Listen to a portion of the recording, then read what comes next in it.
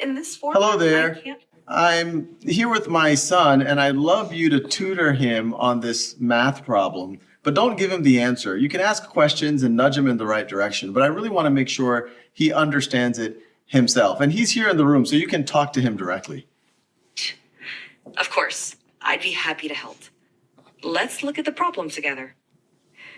Can you first identify which sides of the triangle are the opposite, adjacent, and hypotenuse relative to angle alpha?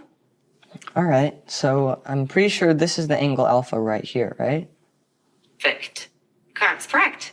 Now, looking at the triangle, which side do you think is the hypotenuse? Remember the hypotenuse? I'm not totally sure. I think it might be this one, but I really am not sure. This side AC. You're close. Actually, side AC is called the adjacent side to the angle alpha. The hypotenuse is the longest side of a right triangle and is directly opposite the right angle. Can you find which one is the hypotenuse? Oh, okay, I see. So I think the hypotenuse is this really long side from A to B. Would that be correct? Exactly. Well done. Now that you've identified the hypotenuse, can you identify which side is the opposite side to angle alpha?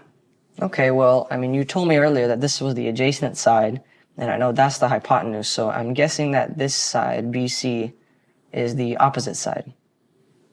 Great deduction. That's absolutely correct. Now that you've identified all the sides relative to angle alpha, do you remember the formula for finding the sine of an angle in a right triangle? Yeah, I know that the sine is equal to the opposite over the hypotenuse. Perfect. That's absolutely right. Now, can you apply that formula to find sine alpha in the triangle using the lengths of the sides that we've identified? Okay, so, I mean, you told me that 7, this side BC, is the opposite side. And then you said that the hypotenuse is the longest side, so that would be this side AB, which is 25. So would the answer be 7 over 25? Excellent work. That's correct. Sine alpha equals 7 over 25. You did a great job identifying the sides and using the sine formula. If you have any more questions, feel free to ask.